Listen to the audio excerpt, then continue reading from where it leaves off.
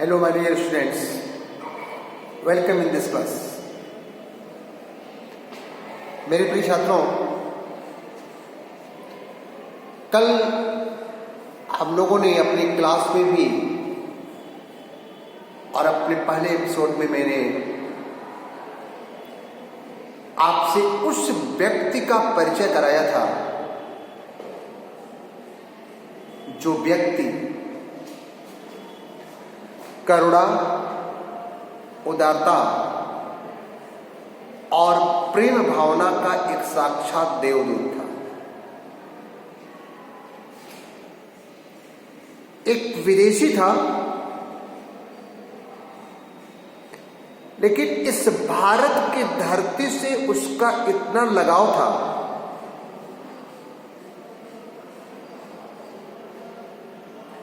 कि जब वह विदेश की धरती से भारत की धरती पर अपना कदम रखा तो इसी देश का होकर रह गया।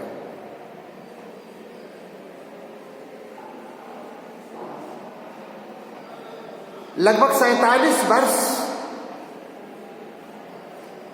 उसने इस देश में बिताए और अब 73 वर्ष की उम्र में जब इस दुनिया को छोड़कर इस भारत की सरजमी पर वह अपने जीवन का उसके जीवन का अंत हुआ तो सदा सदा के लिए लोगों के दिलों में अपनी एक याद दे गया और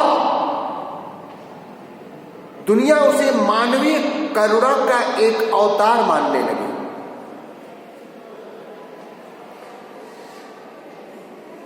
जो मन से सन्यासी था लेकिन दिल से सन्यासी नहीं था, अर्थात सन्यासी होते हुए भी जिसके दिल में सन्यासियों जैसे भाव नहीं थे।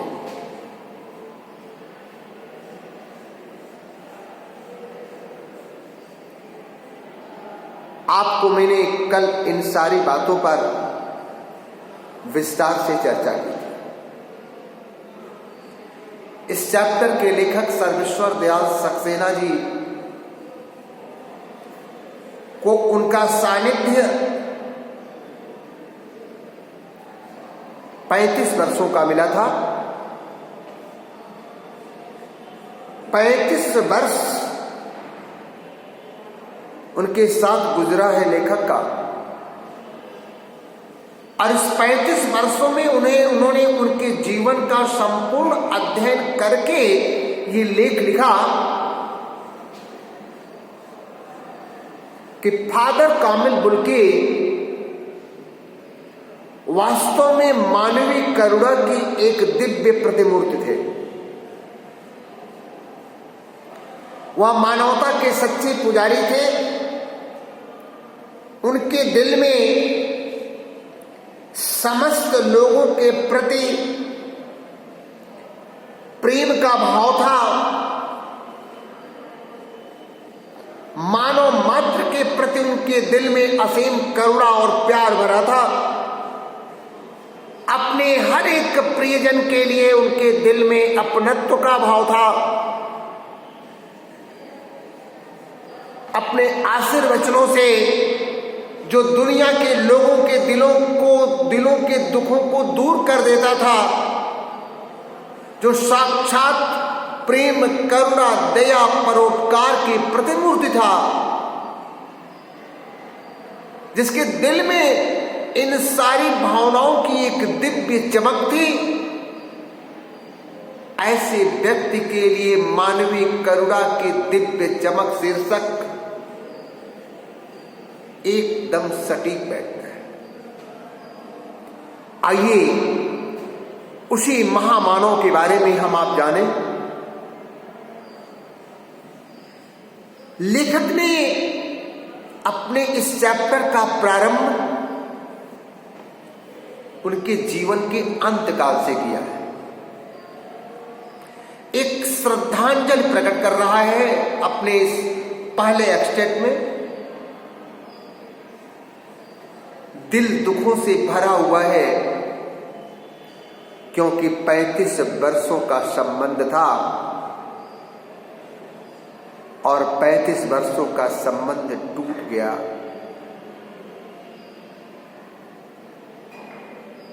दुनिया छोड़ गया व्यक्ति। और ऐसा महामानव जिसके दिल में मानव मात्र के प्रति प्रेम, करुणा और दया का भाव था, जो एक तरीके से मानवता का एक सच्चा सेवक था, जो अपने आशीर्वचनों की अमृत धारा से लोगों के मन को प्रेम और दया से सिंचित कर देता था, जिसकी ईश्वर के प्रति एक गहरी आस्था थी, ऐसे व्यक्ति की मौत बड़ी दुखद हुई।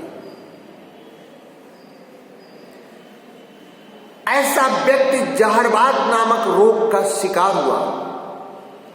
यानी कल आपको बतलाया था कि जहरबाद एक प्रकार का फोड़ा होता है जो पेट के अंदर होता है। उसका मुख अंदर की तरफ होता है। जब वह फोड़ा अचानक फूट जाता है तो समस्त जो गंदा खून उसके अंदर संचित होता है, जो पस, जो मवाद उसके अंदर संचित हुई होती है, वह जहर के रूप में पूरे शरीर में फैल जाती है।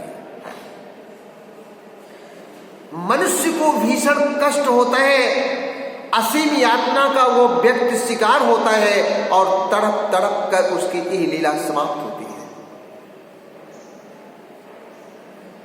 बड़ा दुख है। ईश्वर से प्रश्न पूछ रहा है लेखक और बोल रहा है कि फादर को जहरबाद से नहीं मरना चाहिए था।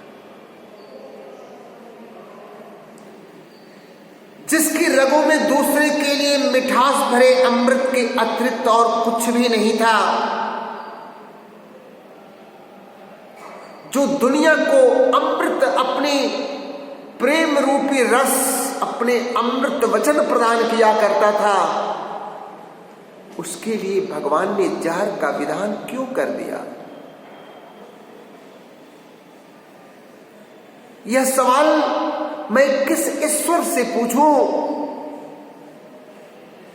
कि ऐ प्रभु,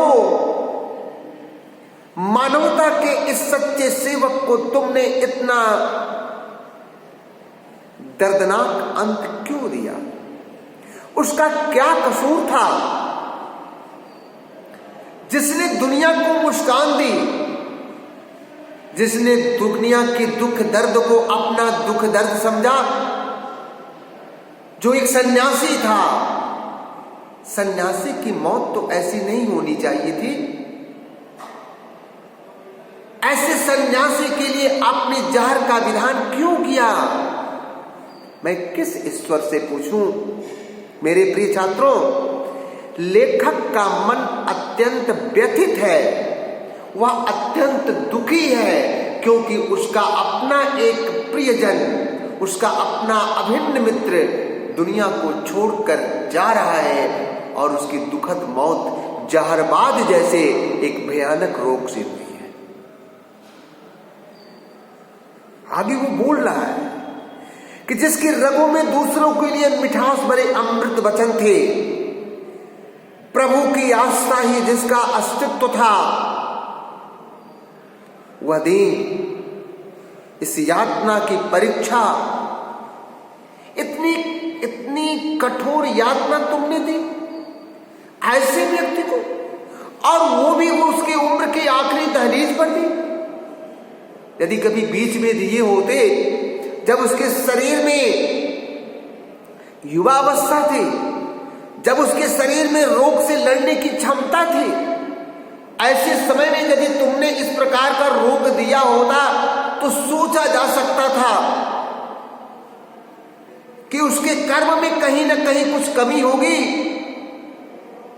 जिससे प्रारब्ध में तुमने उसे ये कष्ट दिया, लेकिन उम्र के आखिरी दहलीज पर जब वह मृत्युशैया पर पड़ा हुआ था, जब उसके जीवन की सांस टूटने वाली थी, ऐसे समय में तुमने जहरबाद जैसा रोग उस सन्यासी को क्यों दे दिया, जिसकी तुम्हारी प्रति गहरी आस्था थी, जो दुनिया में प्रेम, ममता, करुणा के अमृतमय वचन बांटा करता था, उसके लिए जहर का विधान क्यों? अपने दिल की असीम वेदना को प्रकट करने के बाद, प्रभु से इस प्रकार के प्रश्न पूछने के बाद, लेखक उस फादर बुल्के के व्यक्तित्व पर प्रकाश डाल रहा है। आइए उसको भी जान लें, फादर बुल्के का व्यक्तित्व कैसा था। लेखक लिख रहा है कि उस फादर बुल्के एक सन्यासी जैसे लगते थे। वह धर्म से ईसाई धर्म के थे, क्योंकि उनका जन्म बेल्जियम में हुआ था, रेमसेपन में आपने कल जाना था, तो इसलिए उनके शरीर पर एक लंबी पादरी का सफेद चोगा था। पादरी थे, मैंने आपको बतलाया था कि ईसाई धर्म के जो धर्मगुरु होते हैं उन्हें पादरी कहा जाता है। पादरी मुस्लिम धर्म में मौलवी, अपने हिंदू धर्म में साधु संत या सन्यासी। तो वो एक पादरी थे, सफेद चोगा पहनते थे, सफेद वस्त्र होता है उन लोगों का लंबा एकदम पैर तक, वो एक सफेद चोगा हमेशा पहना करते थे। गोरा रंग, सफेद भूरी दाढ़ी, नीली आंखें, और उनकी बाहें हमेशा ही जैसे लगता था कि वो लोगों को अपने गले लगाने के लिए आतुर है।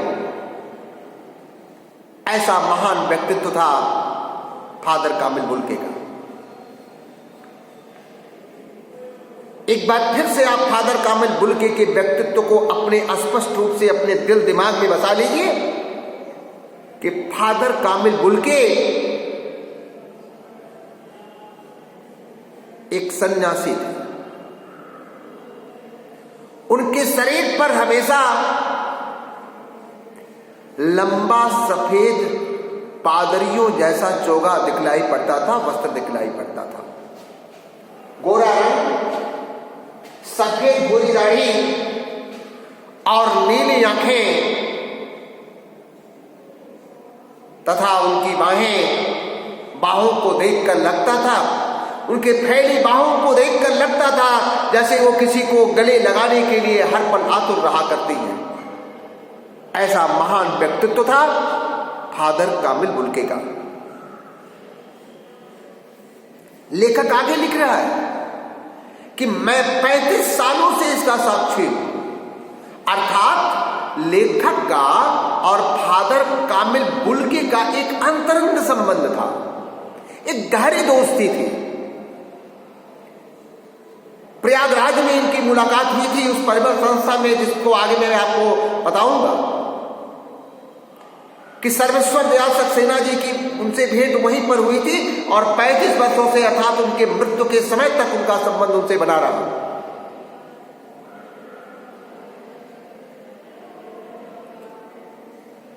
और जब भी सर्वेश्वर दयाल सक्सेना उनसे मिला करते थे, एक प्रियजन अपना जब मिलता है तो लोग उसको अपनी बाहों में भर लेते हैं। बाहों में भर करके अपने दिल की प्रसन्नता और खुशियों को प्रकट करते हैं। जब भी सर्वेश्वर दयाल सक्सेना जी मिला करते थे फादर कामिल बुल्के से, फादर कामिल बुल्के उनको गले लगा लेते थे। आज उनकी मृत्यु के समय, उनकी मौत होने के बाद भी लेखक को लग रहा है कि जैसे वो फैली हुई बाहें हमें अपने गले लगाई हुई हैं और अपनी छाती पर अपने बाहों का दबाव लेखक अपनी छाती पर महसूस कर रहा है, अपने सीने पर महसूस कर रहा है। कितना सच्चा और निर्मल प्रेम था इन दोनों लोगों का। तो इस पहले एक्सट्रैक्ट में आपने ये जाना कि लेखक का मन बहुत ही व्यथित है, क्योंकि उसका प्रियजन, उसके जीवन का अभिन्न मित्र, 35 वर्षों से अंतरंग संबंध बनाकर रखने वाला मित्र, एक सन्यासी सा लगने वाला इंसान, निष्काम कर्मयोगी, जहरबाद जैसे भयानक रोग से ग्रसित होकर इस दुनिया को रोता बिलखता छोड़कर चला गया। लेखक का मन व्यथित इसलिए है कि वह उस प्रभु से जानना चाहता है जो प्रभु करुणा के सागर कहे जाते हैं, जो करुणा निधि कहे जाते हैं, कि आए प्रभु, जिसने हमेशा ही इस समाज में मानवता की दिव्य ज्योति जलाई, जो दुनिया को प्रेम करुणा दया का पाठ पढ़ाया, जो सच्चे रूप में एक सन्यासी था, जिसकी आपके प्रति एक गहरी आस्था थी, ऐसे व्यक्ति को इतनी दर्दनाक मौत तूने क्यों दी? उसे जहरबाद जैसे रोग से ग्रसित करके उसको तड़प तड़प कर मरने के लिए विवश तुमने क्यों किया? उसकी क्या लाचारी, उसका क्या दोष था? और वो भी मौत, वो भी कष्ट तुमने उस समय दी जब वह जीवन की अपने आखिरी पड़ाव पर था, जब वह एक पका हुआ आम था जो कभी भी डाली से टूट सकता था। ऐसे व्यक्ति को तुमने इतनी भयानक यातना देकर के उसके जीवन का अंत क्यों किया?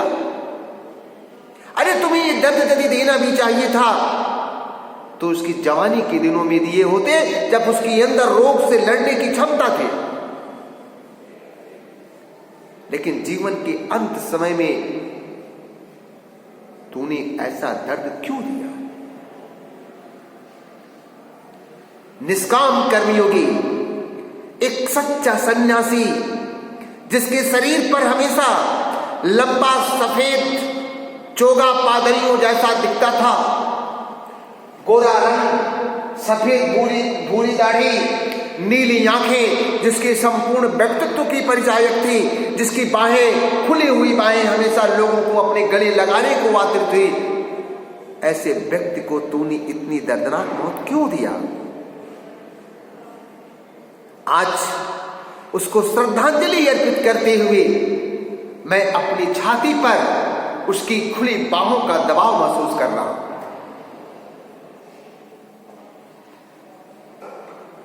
तो